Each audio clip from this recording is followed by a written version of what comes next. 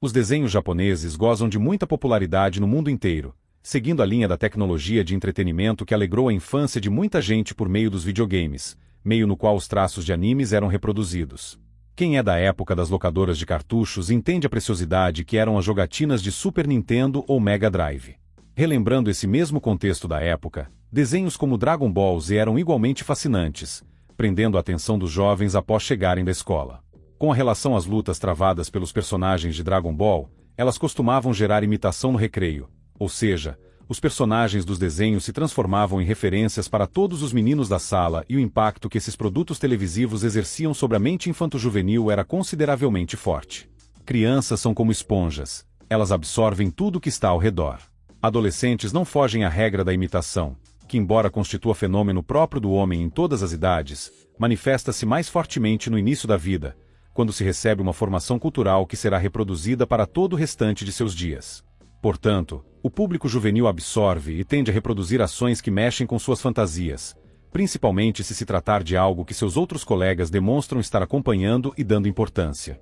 Vejam o exemplo do famigerado Pânico na TV. Este programa foi responsável pela maior proliferação de mongoloides nas escolas brasileiras, porque as crianças e adolescentes imitavam as mesmas brincadeiras que viam no programa. Metiam tapas na nuca uns dos outros e gritavam para o Robinho pedalar. As presepadas que os participantes do programa faziam eram também imitadas pelos adolescentes.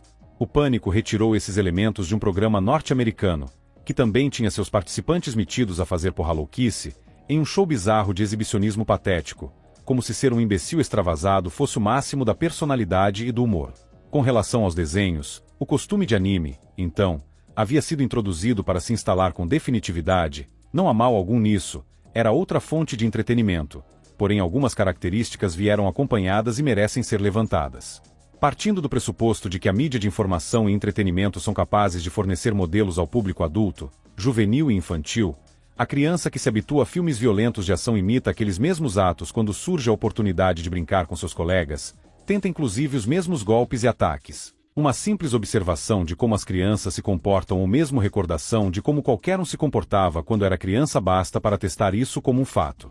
Ao menos na época escolar, todos tendiam a assistir às mesmas coisas e conversar desse fundo comum absorvido graças à televisão, o que reforça ainda mais aqueles mesmos modelos sob os quais giravam as brincadeiras e conversas. Todos esses meios grudam na consciência das pessoas e se transformam em padrões de comportamento. Desnecessário dizer que os pais nem atinavam para essas questões, eles apenas deixavam as crianças livres, expostas ao fluxo de influência, ao menos para a maior parte das famílias. Portanto, a mídia tem o poder de fazer com que certos objetos se tornem desejáveis. Esse fato vale para as mercadorias direcionadas ao público adulto, assim como para aquelas voltadas aos mais jovens. Por volta de 2014 em diante, um fenômeno interessantíssimo começou a acontecer. Homens vestidos de mulheres passaram a fazer perfis nos aplicativos de namoro e bate-papo. Na primeira década do século XXI isso quase não existia. Quem dissesse algo sobre transexual estaria falando sobre algo muito raro e que poderia mesmo ser classificado como doença, antes da politização da psicologia e psiquiatria, pela qual os respectivos conselhos proibiriam tratar do assunto da maneira científica e sedimentaram o entendimento prestigiando o politicamente correto e a pseudociência por ele encampada. A pseudociência conseguiu um grande avanço ao fazer com que os transtornos mentais relativos ao sexo fossem descaracterizados da condição patológica, o que veio a ocorrer entre 2018 e 2019, com a Organização Mundial da Saúde, OMS. Fala-se em despatologização. Fato é que os homens não rejeitaram esses modelos, alimentando a possibilidade de, quem sabe, se satisfazerem com perfis afeminados, desde que não tenham quase traço algum masculino restante.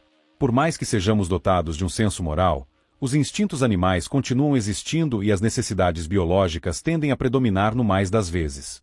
Basta o exemplo de que um homem encarcerado por anos, sem contato sexual com mulheres, passa a se relacionar ou abusar dos outros prisioneiros mais fracos. Para melhor seguir essa linha de entendimento, vale a pena olhar em retrospectiva para o início da fase sexualizante, comumente referida como sendo de descoberta do corpo. Para o pré-adolescente ou adolescente, uma das coisas mais deliciosas é ver aqueles mesmos personagens dos desenhos como partícipes de situações eróticas, principalmente numa fase de introdução a esses prazeres carnais, com o início da masturbação.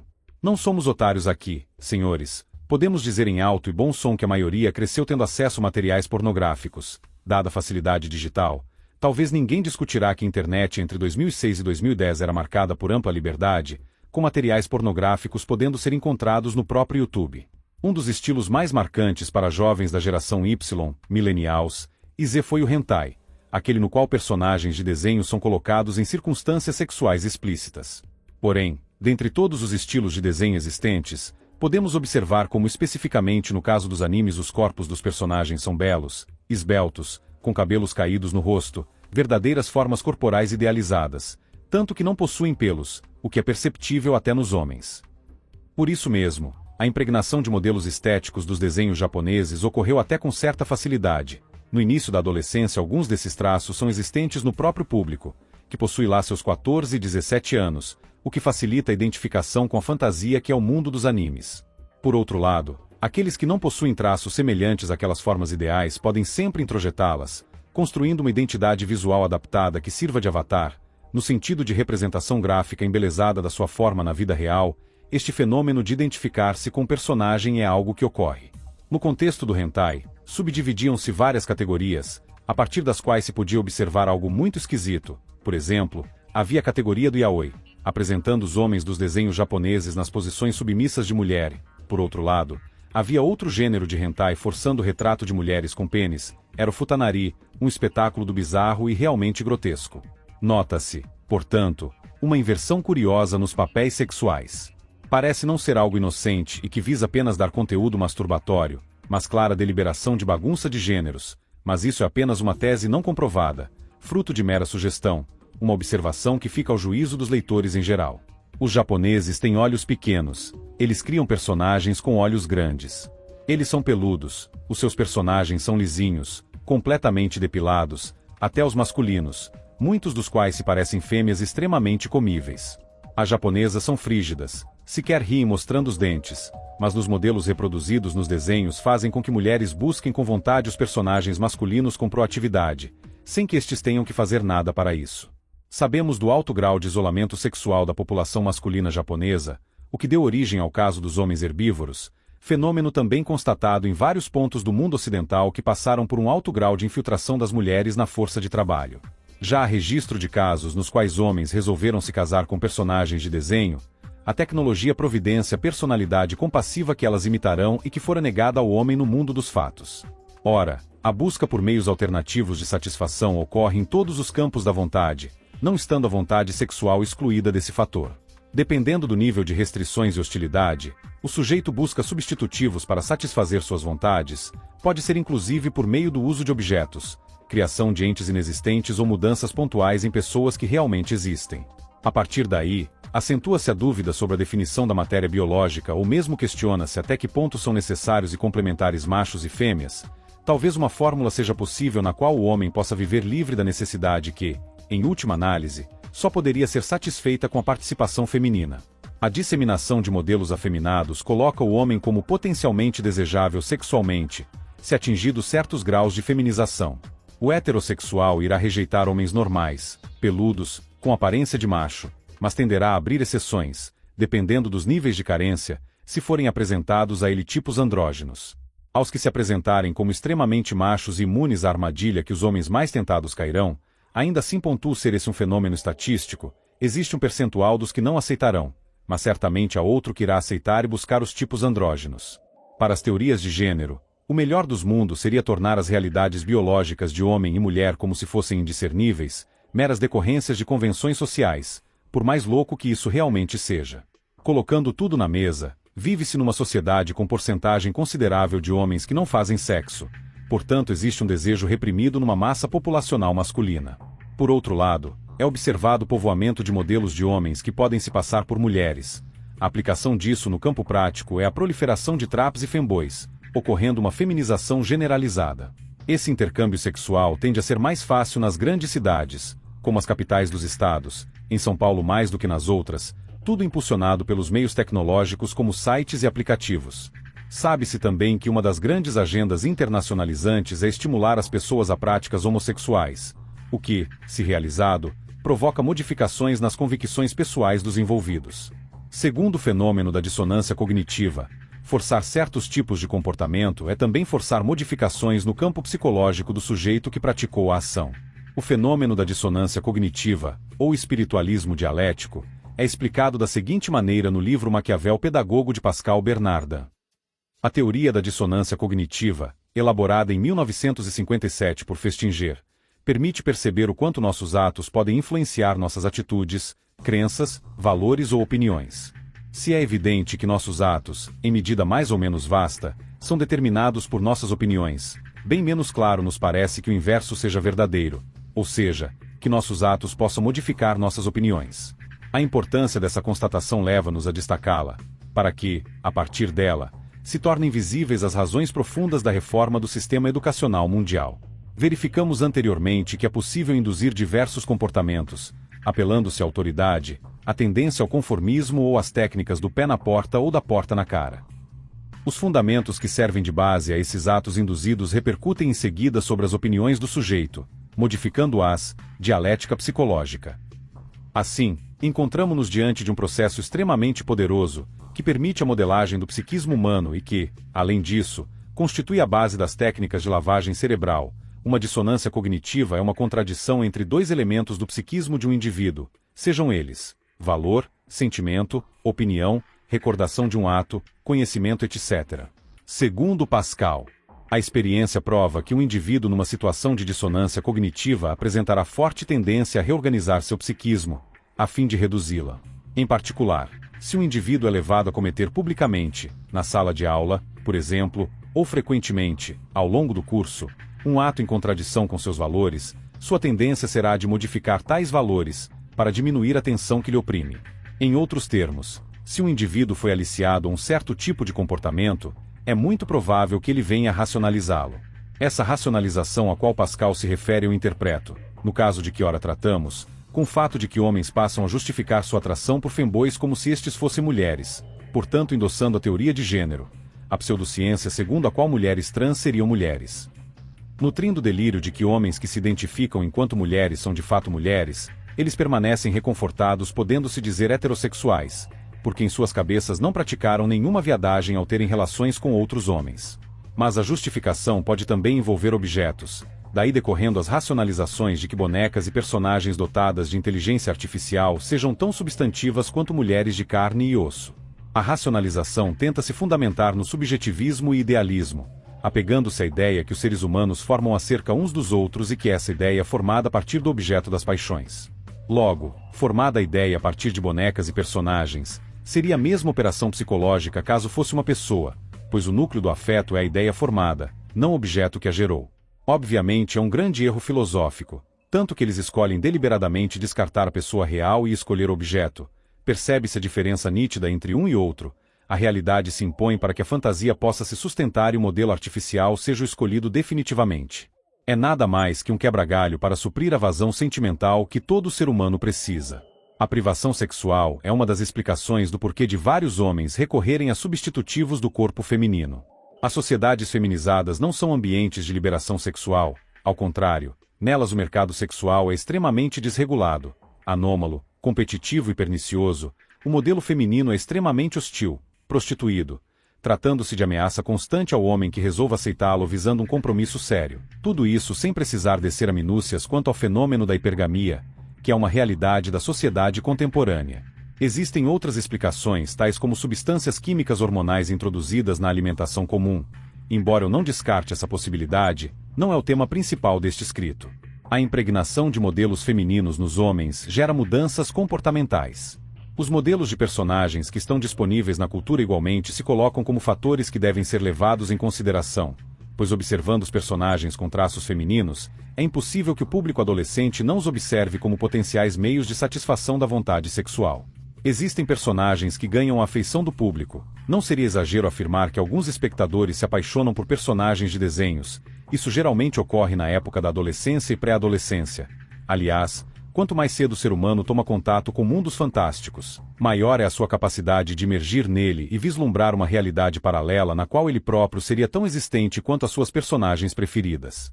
Tenha-se em mente que as coisas que absorvemos nunca mais saem da nossa cabeça, elas podem ser esquecidas, mas estão bem submersas, com a possibilidade de serem lembradas posteriormente nas circunstâncias mais aleatórias. Recentemente tem havido uma série de produções representando rapazes asiáticos se pegando, principalmente com traços coreanos. É a transposição para a realidade humana da subcultura dos hentai yaoi, acumulada por anos. Teria sido o K-pop instrumental para feminizar os rapazes? A hipótese faz sentido, porque os cantores desse tipo de música são praticamente tão delicados quanto as fêmeas. Observo que o mesmo problema que existe na sociedade japonesa existe também na sociedade sul-coreana. A taxa de natalidade de ambas é pífia, incapaz de manter um país forte, capaz de reagir a ameaças por falta de recursos humanos.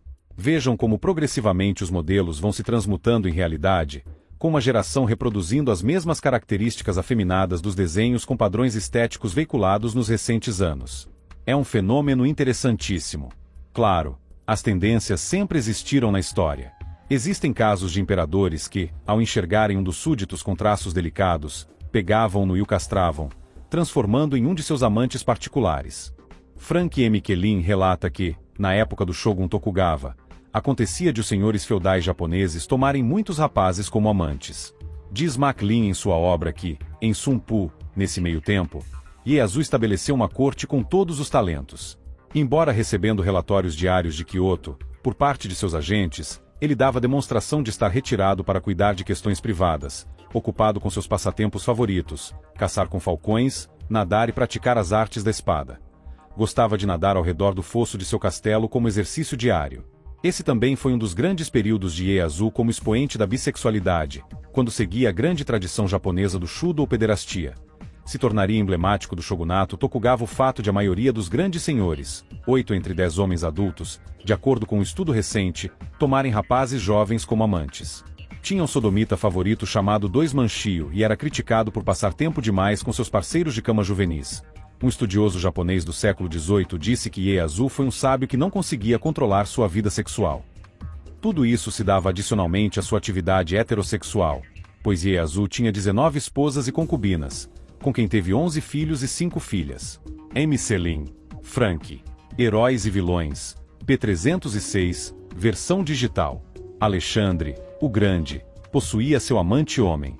O imperador Nero havia castrado um dos rapazinhos que o tinham agradado, mas Nero não é padrão de normalidade dos estadistas antigos.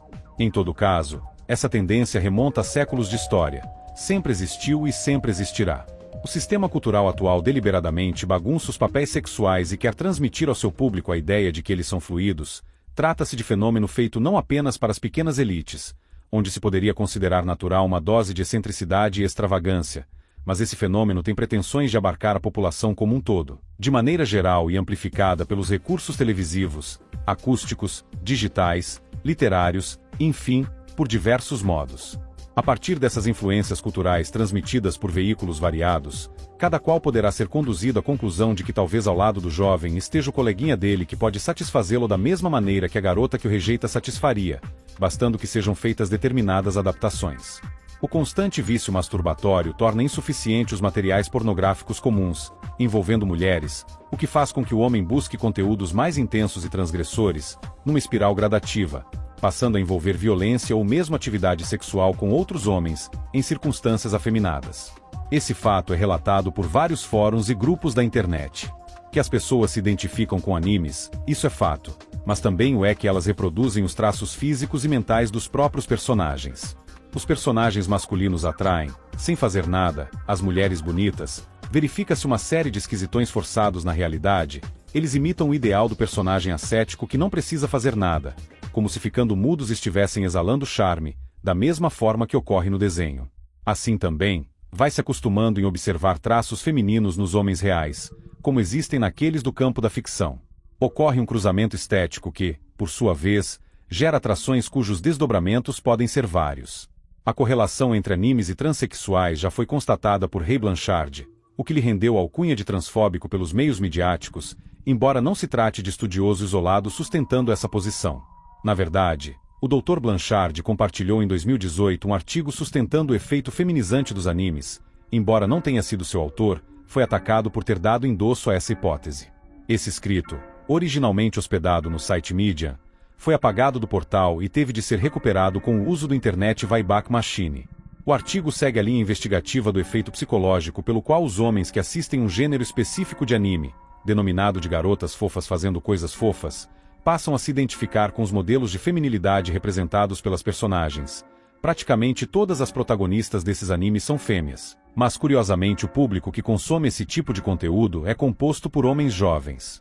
O artigo menciona que, abre aspas, o público-alvo oficial, na maioria das vezes, é o segmento chamado seinen, ou seja, garotos adolescentes e homens jovens, às vezes até homens mais velhos. E é por isso que as personagens femininas são frequentemente sexualizadas, seja de maneira sutil ou explícita. Nem vou entrar aqui no aspecto pedofílico desse tema. Os japoneses parecem ter aprendido a transformar em lucro toda essa feminilidade reprimida dos homens jovens. Fecha aspas. A utopia dos corpos, a confusão mental e a carência presente nas condições atuais. Enfim, toda essa linha de influências vai desde o seu modelo abstrato até o femboy de carne e osso. Essa grande massa de modelos andrógenos, constantemente apresentada nos desenhos japoneses, moldou uma geração propícia a nutrir atração sexual por afeminados. Isso não é necessariamente uma condenação, porque para que uma sociedade possa condenar o homossexualismo é necessário que ela providencie fêmeas normais, submissas e adequadas para o casamento, o que não faz. Dessa forma, seria uma necessidade maior centralizar as críticas no modelo feminino prostituído do que nas perversões sexuais que surgem como meras consequências do mercado sexual desregulado. Mas que existe um coeficiente de feminização nos animes, isso já é algo que podemos tomar como certo.